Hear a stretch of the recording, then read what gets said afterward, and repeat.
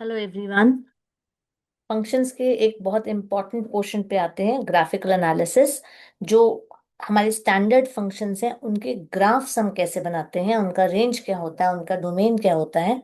Let us find it out in this video. तो chapter 2 के पिछले दो वीडियोस में आपने देखा, फर्स्ट वीडियो में हमने रिलेशंस के बारे में बात करी थी कि ऑर्डर्ड पेयर्स क्या है, ऑर्डर्ड पेयर्स से हम कार्टेशियन प्रोडक्ट पे आए, कार्टेशियन प्रोडक्ट से हम रिलेशंस पे आए, रिलेशंस के हमने कुछ क्वेश्चंस किए। सेकेंड वीडियो में आई टोल्ड यू कि जितने रिलेशंस बने हैं कार्टेशियन प्रोडक्ट के, उनमें से कुछ रिलेशंस फंक्शंस होते हैं, और फंक्शंस और रिलेशंस में क्या डिफरेंस है, और कुछ क्वेश्चंस हमने फंक्शंस के फाइंड करे, उनके डोमेन, उनकी रेंज फाइंड करी, हमने फंक्शंस की वैल्यूज फाइंड करी।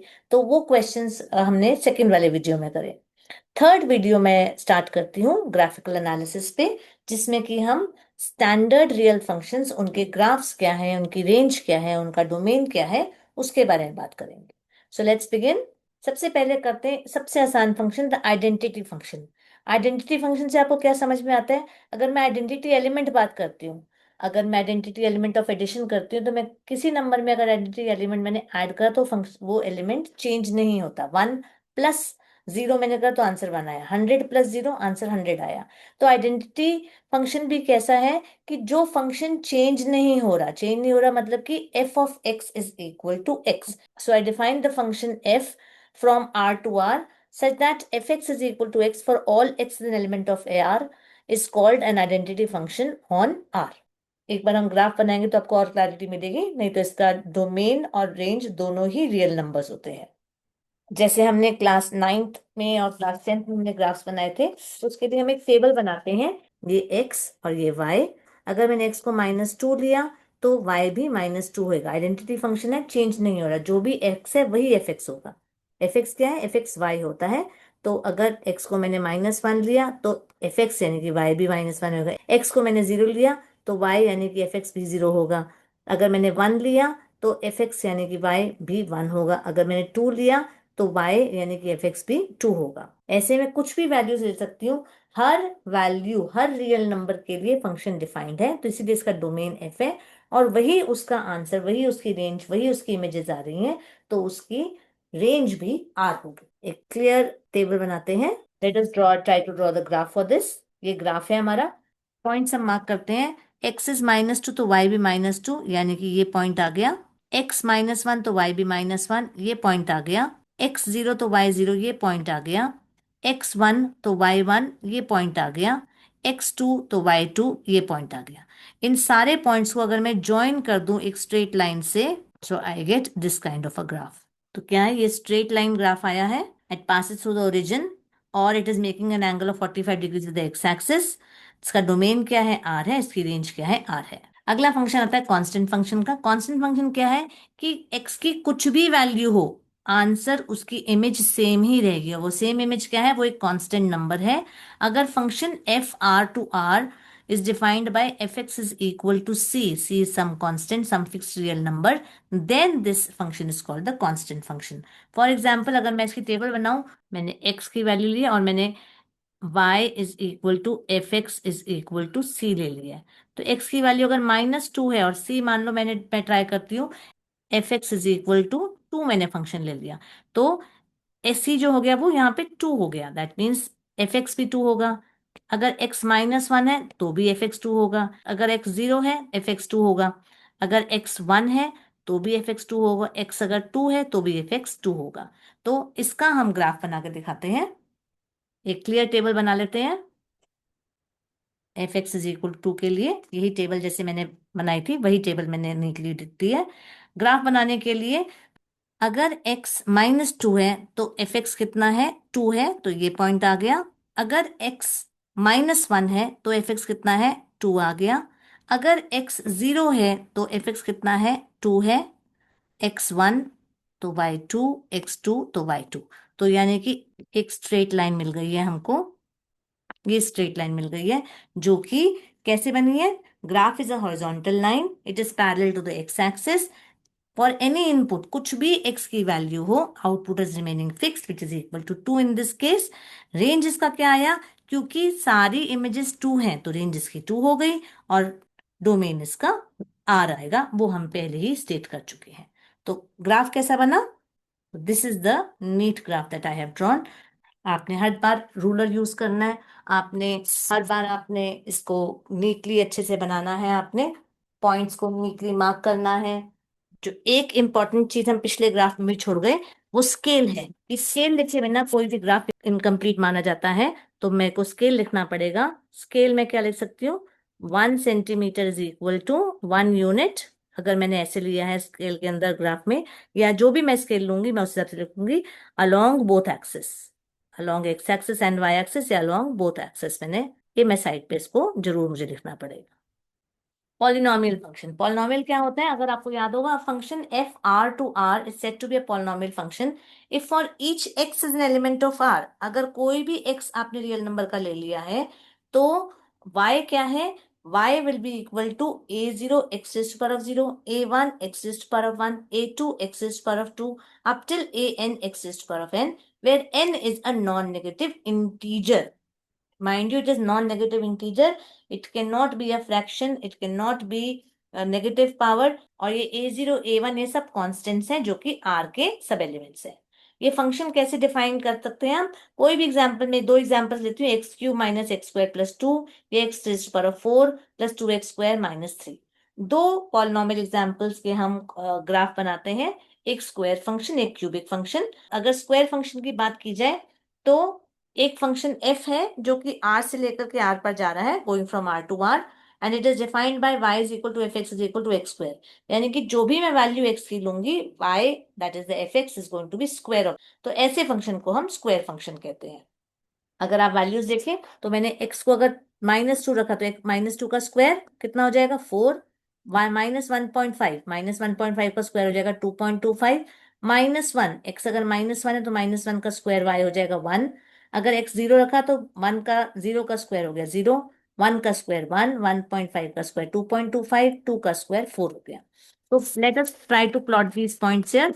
x इज -2 तो y इज इक्वल टू 4, यानी कि ये पॉइंट आ गया हमारे पास में। अगला पॉइंट x इज -1.5 तो y आ गया -2.25, समवेयर अराउंड यहाँ पे मैं लिख सकती हूँ इसको। x अगर -1 है तो y 1 आ गया, x 0 है तो y 0 आ गया, यहाँ पे 1 आ गया, यहाँ पे जब x 1.5 है तो +2.25 आ गया, यहाँ पे ये पॉइंट आ गया। और लास्टली अगर मैंने लिया, अगला पॉइंट अगर मैं लेती हूँ तो यहाँ पे आ जाएगा ये। तो इसको मैं एक स्मूथ कर्व से मैं अगर इसको ज्वाइन कर दूं तो I will show you neatly drawn graph. ये मैंने आपको रफली बना कर दे दिया जैसे मैं इसको लैपटॉप पे बना पाई हूँ। The curve is a parabola, it is symmetric about the y axis, its vertex is 0 0 and its domain is R, और उसकी रेंज भी आर जो है वो नेगेटिव नहीं है। आप देखो जो रेंज जो है वो नेगेटिव पोर्शन में नहीं जा रहा है, यहाँ पे y नहीं आ रहा, y is coming only in this portion. That means it is coming from 0 to infinity, 0 included, it is going up till infinity. तो ये पहला फंक्शन हमने ऐसा किया जिसकी रेंज आर नहीं आई है, इसकी रेंज आई है फ्रॉम 0 0 इंक्लूडेड टू इंफिनिटी। तो ये एक नीट पैराबोला का फिगर मैंने बना दिया है। इस तरह से आपका ग्राफ बनेगा। क्यूबिक फंक्शन बिल्कुल इसी तरह से हम बनाते हैं कि अगर x मैंने कोई भी वैल्यू ली, मैंने -2 लूंगी तो एक्स क्यूब कितना आ जाएगा? -8 आ जाएगा। अगर मैं -1 लूंगी तो एक्स क्यूब कितना आ जाएगा? -1 आएगा। अगर मैं x को -1.5 लूंगी तो एफ एक्स की वैल्यू -3.375 आ जाएगा। अगर मैं 0 लेती हूँ तो एफ एक्स की वैल्यू 0 आ जाएगी। अगर मैं x को 1 लेती हूँ तो एफ एक्स की वैल्यू कितनी आ जाएगी? 1 आ जाएगी, क्योंकि 1 का क्यूब 1 होता है। अगर मैं एफ एक्स को अगर मैं 1.5 लेती हूँ तो एफ एक्स कितना आ जाएगा? 3.375 आ जाएगा। अगर मैं x को 2 लेती हूँ तो एफ एक्स कितना आ जाएगा? 2 का क्यूब यानी कि 8 आ जाएगा। तो इस तरह से मैंने टेबल बना ली है। ग्राफ अगर हम कोशिश करें बनाने का तो यही पॉइंट्स हम प्लॉट करते हैं। सबसे पहले अगर x -2 है तो y इज इक्वल टू -8, यहाँ पे -7 आ गया, यहाँ पे -8, इस जगह ये पॉइंट आ गया। फिर x अगर -1.5 है तो y आ गया -3.375 आ जाएगा, यानी कि ये पॉइंट आ गया। x अगर -1 है तो y भी -1 आ गया। x अगर 0 है तो y 0 आ गया। अगर x 1 है तो y भी 1 आ गया।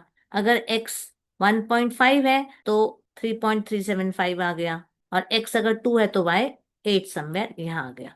तो अगर मैं इसको ज्वाइन करती हूँ स्मूथ कर्व से तो ये मेरे पास इस तरह का कर्व बनेगा। ठीक है, एरोस हमने दोनों तरफ लगाने हैं। हमने यहाँ पे स्केल लिखना है जरूर, जो भी स्केल आप ले रहे हैं वो स्केल जरूर लिखना है। और आप देखेंगे कि ये कर्व एक एस शेप कर्व आ गया, जो कि जीरो जीरो से पास करता है। ये इंफिनिटी पर एक्सटेंड करता है क्वाड्रेंट 1 और क्वाड्रेंट 3 के अंदर। डोमेन हमारे पास आर आ गया, रेंज भी हमारी इसमें आर आ गई है। ये वो ग्राफ बन गया है क्यूबिक फंक्शन का। आप ध्यान से देखिए, जीरो पे जीरो आए, अगर x1 है तो fx भी 1 है, x2 है तो y, अगर x 1.5 है तो fx 3.375 है, x अगर 2 है तो fx 8 है। तो उससे हमने ये इस तरह से हम ग्राफ बना सकते हैं। Let's come to the next question. A rational function fx is 1 upon x को अगर मैं लूं तो डेफिनेटली x यहाँ पे जीरो नहीं हो सकता, क्योंकि जीरो होते ही नॉट डिफाइंड fx निकल आएगा। दैट मीन्स इसका डोमेन जो है वो जीरो नहीं ले सकते fx की वैल्यू। वैल्यूज अगर लेके चले तो fx is 1 upon x। Let's see the table. अगर x -4 है तो fx क्या होगा, इसका रेसिप्रोकल, ये 1 अपॉन -4 या -1/4 -0.25। अगर x -2 है तो उसका रेसिप्रोकल 1 अपॉन -2 यानी कि -1/2 यानी कि -हाफ। -1 है तो 1 अपॉन -1 -1 आ गया। अगर -हाफ है तो -2 आ गया। -0.25 है तो -4 आ गया। 0.25 है तो 4 आ गया। 0.5 है तो 2 आ गया। 1 है तो 1 आ गया। 2 है तो 0.5 आ गया। 4 है तो 0.25 आ गया। इन्हीं वैल्यूज को यूज करते हुए अगर मैं इसका ग्राफ बनाती हूँ तो ग्राफ मुझे इस तरह से मिलेगा। It extends to infinity in both the quadrants 1 and 3।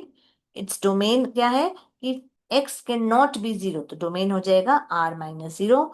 Range भी इसकी जीरो नहीं हो सकती किसी भी वैल्यू के लिए, fx जीरो नहीं हो सकता है। 1 अपॉन जीरो आ ही नहीं सकती value. Range is also r-0।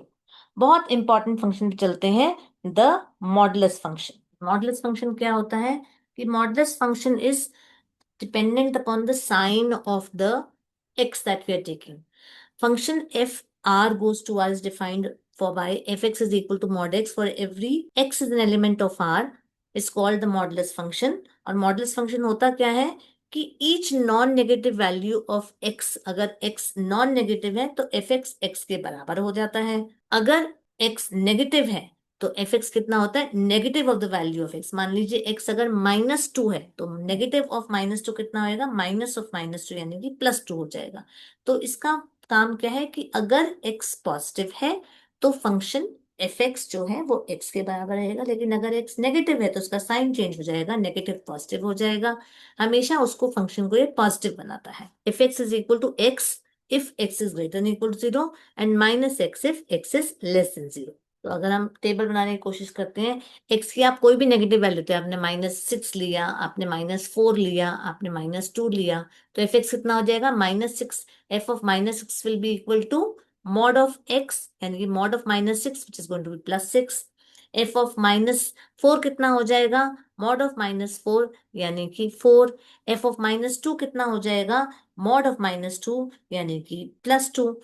F of 0 कितना हो जाएगा, जब भी x greater than equal to 0 है तो x के बराबर ही रहेगा, यानी कि mod 0 will be equal to 0। अगर x पॉजिटिव है तो कोई दिक्कत है ही नहीं। अगर f of 2 will be equal to 2, f of 4 will be equal to 4, f of 6 will be equal to 6।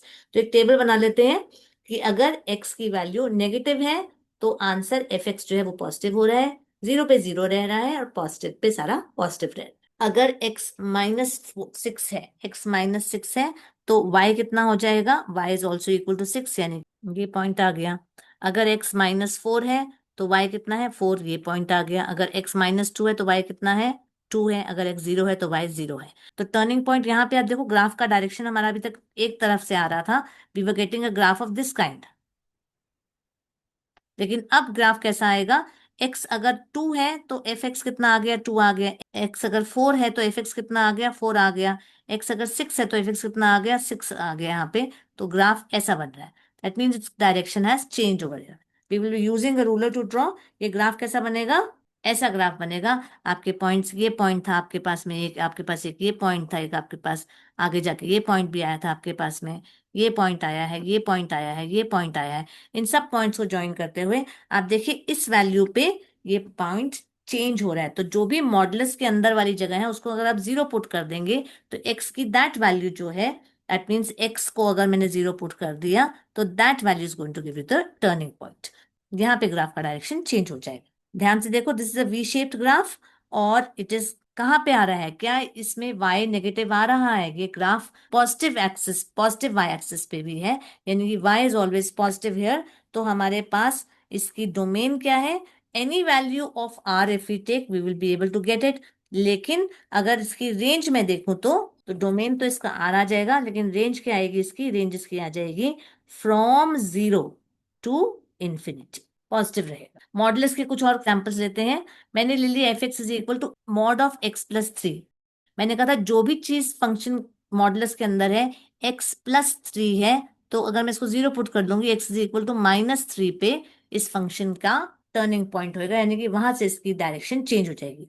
Let's show it to you. मैंने क्या लिया? मैंने एफ एक्स लिया है mod of x plus three. Mod of x plus three का मतलब क्या हुआ? अगर x plus three greater than equal to zero, तो ये mod of x plus three कितना आ जाएगा? थ्री के बराबर, एक्स प्लस थ्री के बराबर ही आ जाएगा। यानी कि अगर x जो है वो ग्रेटर देन इक्वल टू -3 है, तो x प्लस थ्री का मॉड क्या था? एफ एक्स था, तो एफ एक्स हो जाएगा x प्लस थ्री के बराबर। पास आ गया है कि अगर x is greater than equal to -3, तो एफ एक्स कितना आ गया? It is coming out to be x plus three के बराबर। ठीक है, अब हम चलते हैं, अगर x plus three less than zero है, इन दैट केस क्या होगा हमारे पास में? अगर x plus three less than zero है, तो absolute value x plus three की कैसे, यानी कि एक नेगेटिव नंबर है x प्लस थ्री, तो इसकी एब्सोल्यूट वैल्यू इसका नेगेटिव हो जाएगा, यानी कि नेगेटिव का नेगेटिव पॉजिटिव बन जाएगा। तो mod of x plus three will be equal to minus of x plus three, जिससे हमारा आंसर कितना आ जाएगा? यानी कि अगर इसको मैं लेकर चलूं कि अगर x लेस देन -3 है, तो f x will come out to be equal to minus of x plus three, यानी कि -x-3। ये दो चीज याद रखिए कि अगर अगर x लेस देन -3 है, तो f x is coming out to be -x-3। तो चेक करके देखते हैं, टेबल बनाते हैं। अगर x -5 है, -5 है, तो यानी कि ये पोर्शन आ गया। x less than -2, F x कितना है? -x-3। -x-3 का मतलब कितना हो गया? माइनस ऑफ -5, यानी कि +5, +5 -3, यानी कि 2 हो गया। अगर x -3 है, तो again less than, greater than या इक्वल टू, अगर -3 था तो x प्लस थ्री आ जाएगा, तो -3 + 3 यानी कि 0 आ गया। अगर x -1 है, x -1 का मतलब ग्रेटर देन -3 हो गया ये वाला, तो x प्लस थ्री, x -1 + 3 यानी कि 2 आ गया। x अगर 0 है, तो 0 का मतलब कितना हो? Greater than equal to -3, x plus three यानी कि 0 + 3 यानी 3 आ गया। तो 1 पे कितना आ जाएगा? 1 + 3 यानी कि 4 आ गया। 3 + 3 यानी कि 6 आ गया। 5 + 3 यानी कि 8 आ गया। Let's try to plot the point in the graph. -5 है, तो अगर ये 2 आ गया। अगर -3 है, तो ये 0 आ गया। अगर ये -1 है, तो कितना आ जाएगा? x इज -1, तो y is coming out to be 2। मैंने कहा था कि यहाँ पे x इज इक्वल टू -3 पे इसका टर्निंग पॉइंट है, तो यानी कि एक लाइन तो इसकी ऐसे कर कैसे बनेगी हमारी ग्राफ की? हमेशा वी शेप ग्राफ बनना है आपका। अगला वाली लाइन कैसे बनेगी? अगली वाली लाइन आपकी डायरेक्शन जाएगी quadrant, to the first quadrant की तरफ जाएगी ये। अगर x -1 है, तो y कितना है? 2 आ गया, ये पॉइंट आ गया। अगर x 0 है, तो y कितना आ गया? 3 आ गया। अगर x 1 है, तो y कितना आ गया? 4 आ गया। अगर x 3 है, तो कितना आ गया? 6 आ गया, एंड सो ऑन। तो मेरे को ये ग्राफ ऐसा बनेगा, राइट। तो टर्निंग पॉइंट का कहाँ पे है? x इक्वल टू -3 पे टर्निंग पॉइंट है, और पॉइंट आ गया -3, 0। स्केल लिखना मैं बार बार बोल रही हूँ, बहुत जरूरी है, आपने स्केल जरूर लिखना है। 1 सेंटीमीटर इक्वल टू 1 यूनिट, या जो भी आपने अपना स्केल लिया है इसमें। डोमेन और रेंज की बात करें, तो डोमेन क्या है इसका? डोमेन x की कुछ भी वैल्यू हो सकती है, लेकिन रेंज क्या है? y की वैल्यू, अब y एक्सिस का सिर्फ ऊपर वाला पोर्शन कवर हो रहा है, that means y is always positive. अगर y is always positive here, domain तो मैं ले सकती हूँ इसको r, लेकिन रेंज इसकी मैं लूंगी 0 टू इंफिनिटी। मॉडुलस के और कुछ क्वेश्चंस लेते हैं।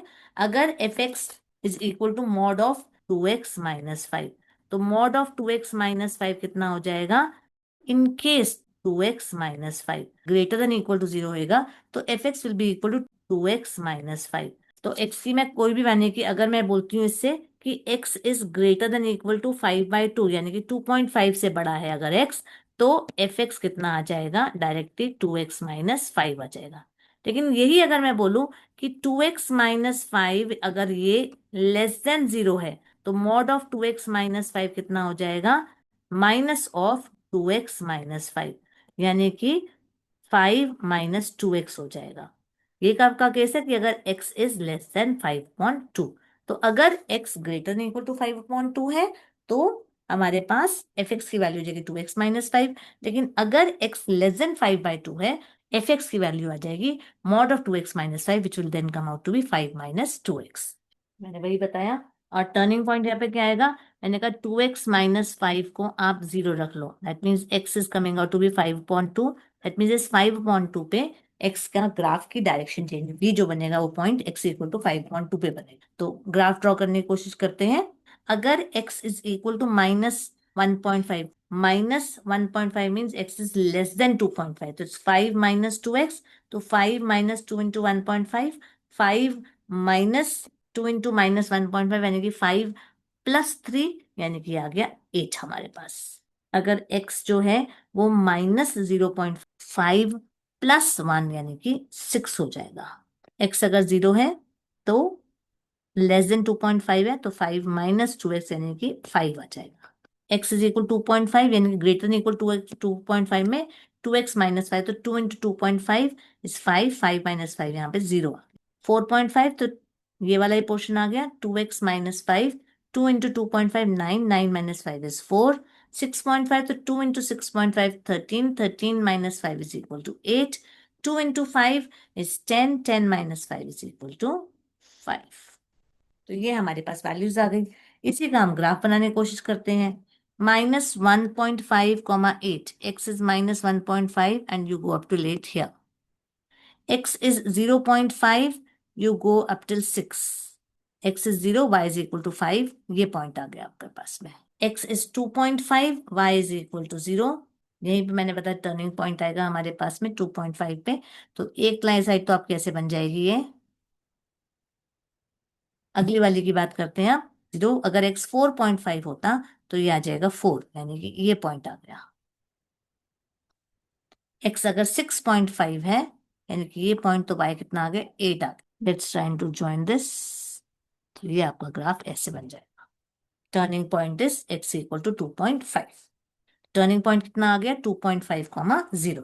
तो डोमेन क्या है इसकी, डोमेन सारे रियल वैल्यूज के लिए फंक्शन होल्ड करता है, लेकिन रेंज क्या है, रेंज इट इज y हमको हर बार पॉजिटिव नजर आ रहा है, तो रेंज हो जाएगी हमारी अगेन 0 टू इंफिनिटी। y 0 तो आ ही रहा है, तो y is equal to 0 to infinity. एक और मॉडुलस का क्वेश्चन ले लेते हैं। फंक्शन डिफाइन किया है एफ एक्स से, f x is equal to 2 minus absolute value of x-1। क्योंकि x-1 एब्सोल्यूट वैल्यू के साइन के अंदर है, मॉडुलस के साइन के अंदर है, तो x-1 को अगर मैं 0 पुट करूंगी तो x इक्वल टू 1 पे देखना आप, इसका टर्निंग पॉइंट हमारे पास आएगा। करके देखते हैं क्वेश्चन को। अगर x-1 is greater than equal to 0, तो क्या हो जाएगा, x-1 की एब्सोल्यूट वैल्यू की x-1 ही आएगी। यानी कि अगर मैं इसको कर लूंगी x greater than equal to 1 है, तो f x is equal to 2 minus absolute value of x-1 की जगह पे मैं x-1 ही लिख देती हूँ, और मेरे पास 3 माइनस x आ जाता है। लेकिन अगर x-1 लेस देन 0 है, तो एब्सोल्यूट वैल्यू ऑफ x-1 कितनी हो जाएगी, वो माइनस ऑफ x-1 हो जाएगी, यानी कि 1 माइनस x हो जाएगी। इससे क्या होएगा हमारे पास, इससे आ जाएगा x इज लेस देन, हमारे पास 1 आएगा, यानी कि अगर x लेस देन 1 है तो एफ एक्स की क्या वैल्यू आ जाएगी, x लेस देन 1 पे एफ एक्स की वैल्यू हो जाएगी 2 माइनस ऑफ 1 माइनस एक्स, यानी कि 1 प्लस एक्स आ जाएगी हमारे पास। टेबल बना के चेक करते हैं। अगर x-3 है, x-3 यानी कि x लेस देन 1 है, तो एफ एक्स की वैल्यू आ रही 1 प्लस एक्स, यानी कि -3 प्लस एक्स, 1 प्लस -3 यानी कि -2। अगर -2 है यानी कि अगेन लेस देन 1 है, तो 1 प्लस -2 यानी कि -1। अगर -1 है यानी कि अगेन लेस देन फिर से 1 है, तो 1 माइनस 1 यानी कि 0। 0 है तो अगेन लेस देन 1 ही है, तो हम कहाँ पे चलते हैं, 1 प्लस एक्स यानी कि 1।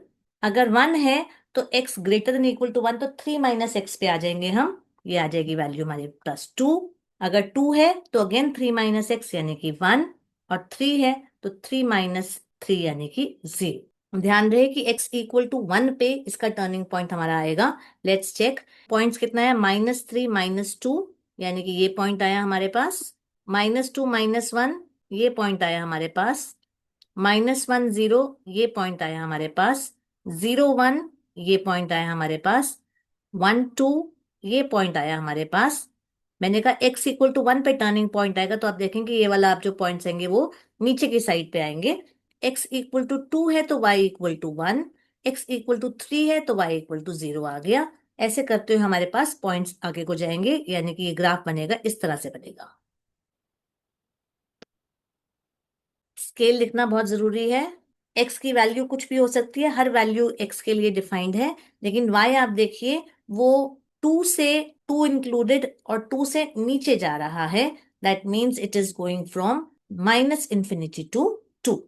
एक और बहुत इंपॉर्टेंट फंक्शन पे आते हैं, the greatest integer function. Greatest integer function क्या है कि the function f which goes from r to r is defined by fx is equal to greatest integer x such that x is an element of R assumes the value of the greatest integer less than or equal to x। तो वो सबसे बड़ा integer जो कि x के बराबर हो या x से छोटा हो। ध्यान से देखिए क्या लिखा है, ग्रेटेस्ट इंटीजर लेस देन और इक्वल टू x। पहले तो इसी फंक्शन को एक्सप्लेन करती हूँ कि फंक्शन क्या है। मान लो मेरे को ग्रेटेस्ट इंटीजर फंक्शन ऑफ 8 देखना है, तो मैं वो सबसे बड़ा इंटीजर जो कि इसके लेस देन या इक्वल टू इस इंटीजर के होगा, तो यानी कि वो 8 ही होगा। अगर मुझे फॉर एग्जांपल देखना है 6.85, वो सबसे बड़ा इंटीजर इससे छोटा या इसके बराबर इंटीजर कौन सा होगा, इससे छोटा इंटीजर इसके बराबर इंटीजर हो जाएगा 6। अगर मुझे देखना है 0.536, तो ये कितना हो जाएगा, वो सबसे बड़ा इंटीजर इससे छोटा इंटीजर इसके बराबर का इंटीजर कौन सा हो जाएगा, 0 हो जाएगा। अगर मुझे देखना है -5.8, मुझे देखना है वो सबसे बड़ा इंटीजर से छोटा इंटीजर कौन सा होएगा, -6 हो जाएगा। अगर ये मुझे -5 देखना है, ग्रेटेस्ट इंटीजर ऑफ -5, तो ये हो जाएगा -5।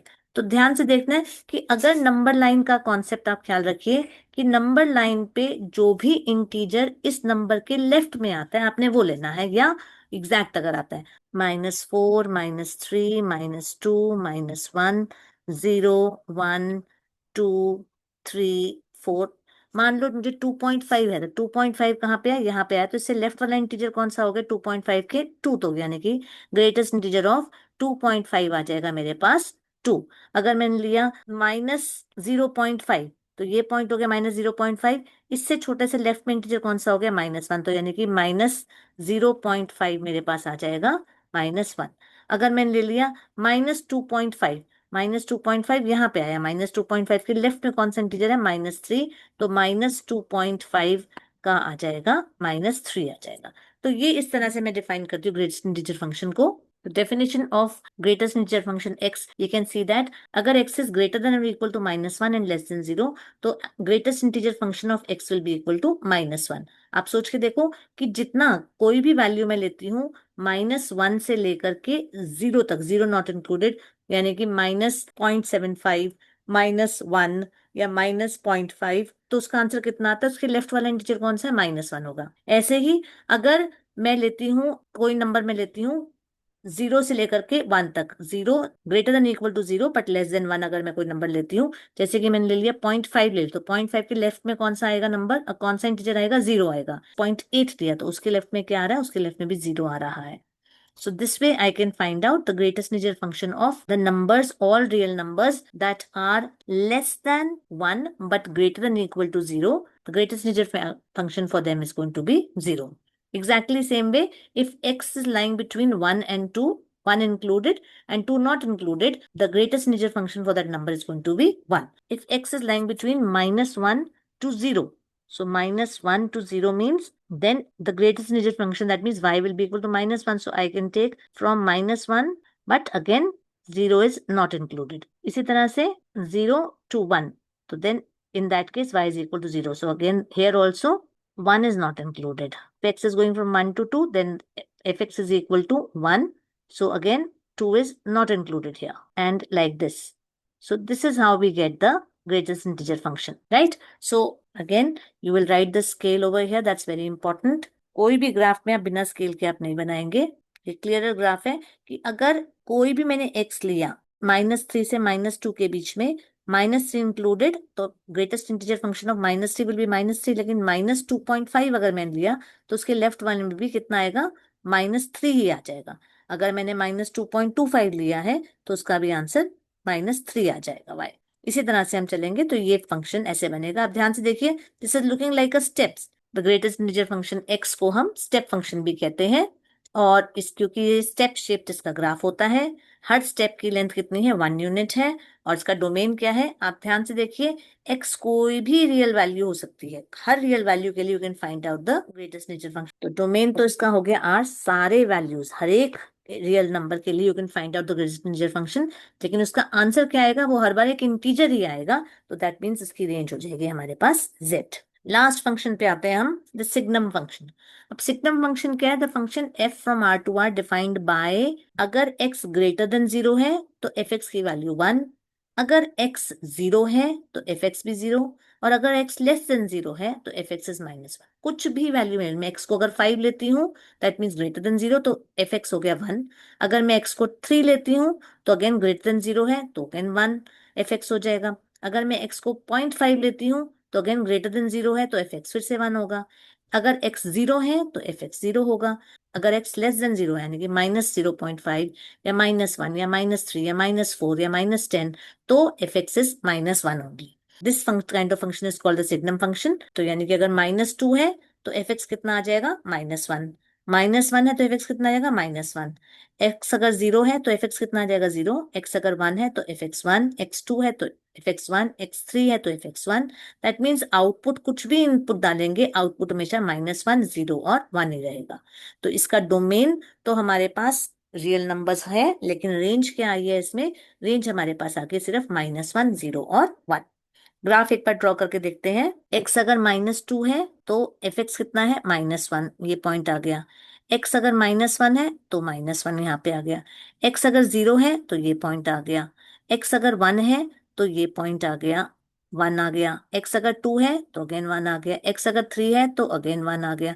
तो ग्राफ आपका ये इस तरह से बना, ऐसे जा रहा है, ये इधर से ऐसे जा रहा है, और 0 पॉइंट इसके अंदर है।